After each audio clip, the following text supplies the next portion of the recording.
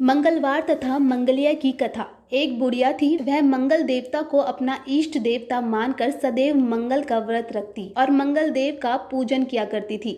उसके पुत्र का जन्म भी मंगलवार को ही हुआ था। इस कारण वह उसे मंगलिया के नाम से पुकारा करती थी। मंगलवार के दिन वह ना तो घर लीपती थी और ना ही पृथ्वी को खोदा करती थी। एक दिन मंगल देवता उसकी श्रद्धा की परीक्षा लेने के लिए उसके घर में साधु का रूप धारण कर आए और द्वार पर आकर आवाज दी। बुढ़िया ने कहा, महाराज क्या आज्ञा है? साधु कहने लगा, बहुत भूख लगी है, मुझे भोजन बनाना है।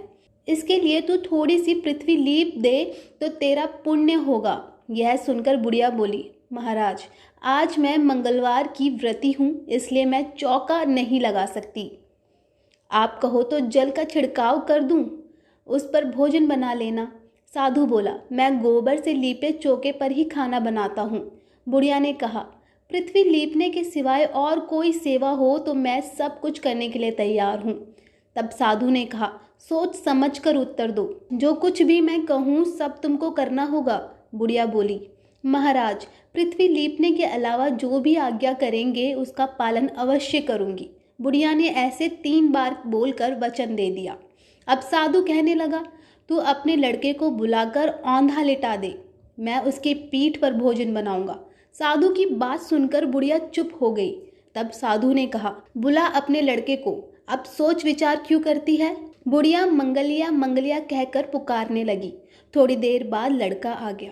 बुढ़िया उससे बोली, जा बेटा, तुझको बाबा जी बुलाते हैं। लड़के ने बाबा जी से जाकर पूछा, क्या आज्ञा है महाराज? साधु ने कहा, जाओ अपनी माता जी को बुला लाओ।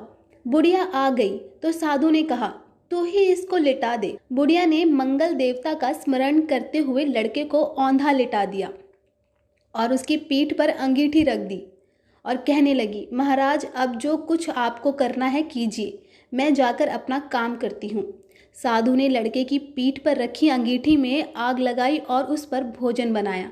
जब भोजन बन चुका तो साधु ने बुढ़िया से कहा, अब अपने लड़के को बुलाओ, वह भी आकर भोग ले जाएगा। बुढ़िया कहने लगी, यह कैसे आश्चर्य की बात है कि उसकी पीठ पर आपने आग जलाई और उसी को प्रसाद के लिए बुलाते हैं।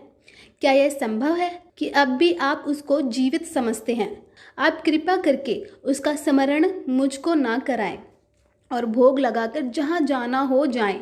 साधु के अत्यंत आग्रह करने के बाद बुढ़िया ने जो ही मंगलिया कहकर आवाज लगाई, त्यों ही एक और से वह दौड़ता हुआ आ गया। साधु ने लड़के को प्रसाद दिया और कहा, माई तेरा व्रत सफल हो गया, तेरे हृदय में दया है और अपने इष्ट देवता में अटल श्रद्धा, इसके कारण तुझको कभी भी कोई कष्ट नहीं पहुँचेगा।